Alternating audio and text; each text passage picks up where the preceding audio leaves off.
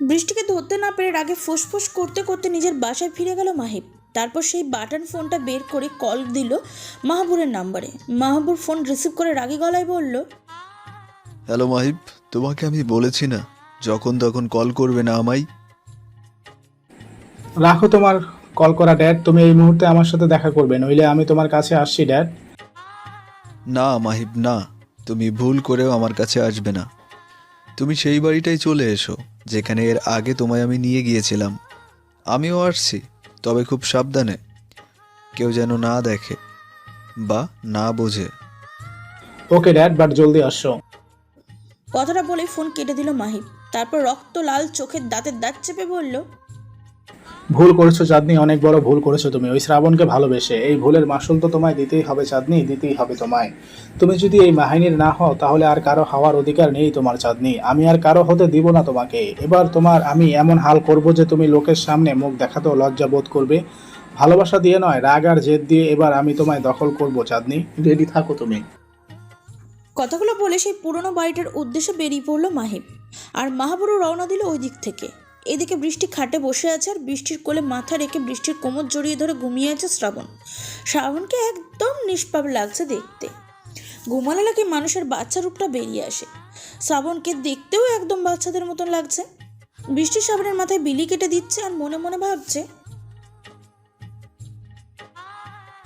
এই মানুষটাকে একটা সময় কতটা ঘৃণা ও ভয় করতাম আমি, আর আজ তার জন্য হৃদয়ের রাঙ্গিনায় বাসর সাজিয়েছি।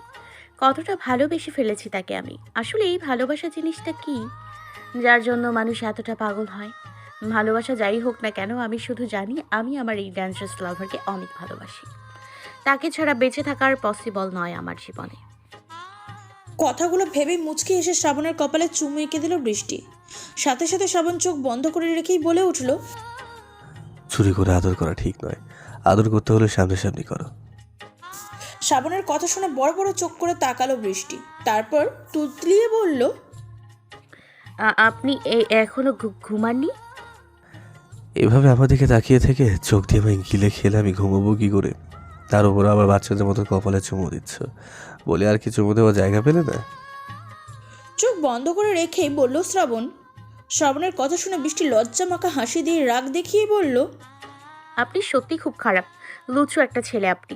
এভাবে ঘুমের ভান করে আমার সাথে দুষ্টুমি করে আদর খেতে লজ্জা করে না আপনার? কথাগুলো বলে শ্রাবণের যে হাত ভালো সেই হাতে চিমটি কাটতে লাগলো বৃষ্টি। বৃষ্টির চিমটি খেয়ে বৃষ্টিকে এক টানে নিজের বুকে শুয়ে দিল শ্রাবণ। তারপর বৃষ্টিকে জড়িয়ে ধরে বলল, কেন ঘুমের ভান করে আদর খেয়েছি বলে রাগ হচ্ছে বুঝি? ওকে, এখন তো জেগে আছি, না শুরু করো। বৃষ্টির দিকে গাল এগিয়ে দিয়ে শ্রাবণের এমন কাণ্ড দেখে বৃষ্টি বড় বড় করে তাকিয়ে বলল, কি শুরু করব? কি আবার আদর করো আমায়? শ্রাবণের কথা শুনে বৃষ্টি মাথায় একটা শয়তানি বুদ্ধি এলো। বৃষ্টি বাঁকা এসে বলল, আচ্ছা ঠিক আছে, তাহলে আগে চোখ বন্ধ করুন আর আমায় ছাড়ুন, তারপর। হ্যাঁ, আমি তোমায় ছেড়ে দিয়ে তুমি ফুরুত করে পালিয়ে যাও, তাই না? এই যে মিস্টার, আমি তো পাখি নই যে ফুরুত করে পালিয়ে যাব। আপনি একবার চোখ বন্ধ করে আমায় ছেড়ে দিয়েই দেখুন না। বৃষ্টির কথা শুনে শ্রাবণের কথা না বাড়িয়ে মুচকে এসে বৃষ্টিকে ছেড়ে দিয়ে চোখ বন্ধ করলো। শ্রাবণকে চোখ বন্ধ করতে দেখে বৃষ্টি শ্রাবণের নাকে একটা কামড় বসিয়ে উঠে দৌড়ে পালালো দরজার কাছে। বৃষ্টির কামড় খেয়ে শ্রাবণ নাকে হাত দিয়ে নাক ঘষতে ঘষতে বলল, আউচ! এটা কি হলো? ইস, আমার নাকটা শেষ রে। আমার কি দোষ? আমি তো ওটাতে সিঙ্গারা ভেবে কামড় দিয়েছি, পরে দেখি ওটা আপনার নাক। এখন সিঙ্গারা আপনার নাক হয়ে গেলে আমার কি দোষ? তাই না? দাঁড়াও, দেখাচ্ছি মজা তোমায়। আমিও সিঙ্গারা আর টমেটো খাবো। শ্রাবণের কথা শুনে বৃষ্টি নিচের দিকে ভো দৌড় দিল। আর এদিকে বৃষ্টিকে এভাবে পালাতে থেকে শ্রাবণ হা হা করে হেসে দিল। বেশ কিছুক্ষণের মাঝে মাহিব পৌঁছে গেল সেই পুরনো বাড়িটার সামনে। সেখানে পৌঁছে দেখলো মাহবুর আগে থেকেই সেখানে অপেক্ষা করছে ওর জন্য। মাহবুরকে দেখেই মাহিব এগিয়ে গিয়ে বলল, ড্যাড, তুমি এত জায়গা থাকতে কেন এখানে আসতে বললে আমায়? আসতে যখন বলছি তখন নিশ্চয়ই কোনো কারণ আছে মাহিব।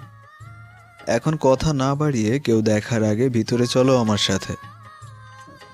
কথাগুলো বলেই মাহিবকে নিয়ে বাড়িটার ভিতরে চলে গেল মাহবুর। বাড়িটার ভিতরে গিয়ে দরজা লাগিয়ে বলল, এখন বলো মাহিব, এমন ইমার্জেন্সি কেন ডাকলে আমায়? আমার চাঁদনিকে চাই ড্যাড, যে কোনো কিছুর বিনিময়ে চাঁদনিকে চাই আমার। বুঝতে পেরেছি মাহিব, কিন্তু এখন চাঁদনিকে পাওয়া সম্ভব নয় বললেই চলে, কারণ চাঁদনিও এখন ওই শ্রাবণকে ভালোবেসে ফেলেছে আর শ্রাবণের কাছেই আছে। আমি তোমাকে চাঁদনির চেয়েও অনেক সুন্দরী মেয়ে এনে দিব মাহিব, তুমি ভুলে যাও চাঁদনিকে। এটা পসিবল নয় ড্যাড। চাঁদনি এতদিন শুধু আমায় ভালোবাসছিল, কিন্তু এখনও আমার জেদ, আমি ওকে পেয়েই ছাড়বো। চাঁদনি যদি আমার না হয় তাহলে আর কারো হতে দিব না আমি ওকে। ওকে আমার একদিনের জন্য হলেও চাই ড্যাড। এখন কেন এ কথা বলছো মাহিব? সেদিন যখন সুযোগ ছিল তখন তুমি আমার কথা শুনলে না, তাহলে এখন কেন? আমি এত কথার উত্তর দিতে পারবো না ড্যাড। তুমি কিছু করতে পারলে বলো, না হলে যা করার সব আমিই করব।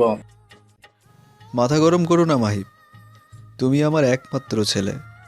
আমি যতটুকু খবর পেয়েছি তাতে জানতে পেরেছি তোমার উপর সন্দেহ করছে শ্রাবণ। আর ওই গাড়ি অ্যাক্সিডেন্ট যে তুমি করিয়েছো সেটা এখনও বুঝতে পারিনিও। তবে এবার যদি বুঝে যাই তাহলে তোমায় আর কোনো মতেই শ্রাবণের থেকে বাঁচাতে পারবো না আমি। তাই আমি যা বলছি তুমি তা শোনো। তুমি লন্ডনে ফিরে যাও মাহিব। নো ওয়ে ড্যাড, আমি চাঁদনিকে নিজের করে না পাওয়া পর্যন্ত কোথাও যাব না। আমার লাগবে না তোমার সাহায্য, যা করার আমি একাই করব। ওকে কুল মাহিব কুল। তাহলে শোনো, আমি যেভাবে বলছি তুমি সেইভাবে কাজ করো, তাহলে চাঁদনিকে পাবে তুমি। তারপর বেশ কিছুক্ষণ এভাবে ড্যাড ছেলে কিছুক্ষণ আলোচনা করলো। তারপর কাকে যেন ফোন করলো মাহিব। বৃষ্টি, বর্ষা, শ্রাবণ আর শ্রাবণের 4 জন বডিগার্ড সবাই একসাথে বসে আছে সোফায় আর গল্প করছে বর্ষা আর সৌরভের বিয়ের ব্যাপারে। এমন সময় বৃষ্টির ফোন বেজে উঠলো। ফোনের স্ক্রিনে তাকিয়ে রাসেলের ফোন। বৃষ্টি কাঁপা কাঁপা হাতে কল রিসিভ করলো। হ্যালো ভাইয়া। চাঁদনি, তুই কি এখনো শ্রাবণের ওখানে আছিস বোন? শ্রাবণ কেমন আছে এখন? ওর বেশি আঘাত লাগেনি তো? হ্যাঁ ভাইয়া, আমি ওনার এখানেই আছি আর উনি ঠিক আছেন, শুধু মাথায় আর হাতে একটু আঘাত পেয়েছেন। আচ্ছা তুই ওখানে থাক, আমি তোর ভাবিকে নিয়ে আসছি। কথাটা বলে বৃষ্টিকে আর কিছু বলার সুযোগ না দিয়ে ফোন কেটে দিল রাসেল।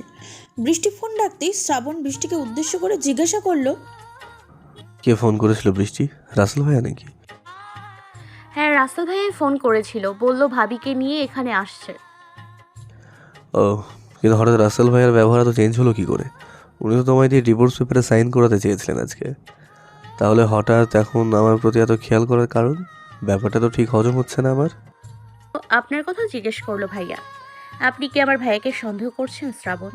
হতে পারে ভাইয়া আপনাকে ভুল বুঝে আমায় ডিভোর্স পেপারে সাইন করাতে চাইছিল, কিন্তু তাই বলে তো এই নয় যে ভাইয়া নিজের ভুল বুঝতে পারবে না। হয়তো ভাইয়া তার নিজের ভুল বুঝতে পেরেছে, তাই এখন আপনাকে দেখতে আসছে। কথাগুলো রাগী গলায় বলল বৃষ্টি। বৃষ্টিকে রেগে যেতে দেখে শ্রাবণ বলল, আরে সুইটার, তুমি রেগে যাচ্ছ কেন এইভাবে? আমি তো এমনি মজা করে বলছিলাম। হাজার হলেও তোমার ভাই তো আমার শালা হয়, তাই না বলো? একটু মজা তো করতেই পারি। শ্রাবণের কথা শুনে বৃষ্টি কিছু বলার আগেই বর্ষা বলল, এই জন্যই লোকে বলে যে ছেলেরা যতই রাগী আর নামি দামি ব্যক্তি বা বাইরে হিংস্র বাঘের মতো হোক না কেন, কোনো ঘরের বউয়ের কাছে তারা ভেজা বেড়াল। কথাটা বলে ফিক করে হেসে দিল বর্ষা। বর্ষার কথা শুনে বৃষ্টিও হেসে দিল। আর ওদের হাসি দেখে শ্রাবণ আর সৌরভ রাগী চোখে তাকালো ওদের দিকে। সাথে সাথে বৃষ্টি আর বর্ষা উঠে দৌড় দিল। আর দৌড় দেওয়ার আগেই বলল, ছেলেরা সব ভেজা বিড়াল, ভিতর ডিম। কথাটা বলে দুজনেই ফুরুত। এদিকে বৃষ্টি আর বর্ষার এমন কাণ্ড দেখে শ্রাবণ আর শ্রাবণের বডিগার্ডরা হা হা করে হেসে দিল। সন্ধ্যার পর রাসেল আর স্নেহা এলো শ্রাবণকে দেখতে। আসার সময় অনেক ফল আর জুস নিয়ে এলো রাসেল শ্রাবণের জন্য। রাসেলের বাসার ভিতরে ঢুকেই ফলগুলো বৃষ্টির হাতে দিয়ে শ্রাবণকে গিয়ে জড়িয়ে ধরলো। তারপর শ্রাবণকে ছেড়ে দিয়ে বলল,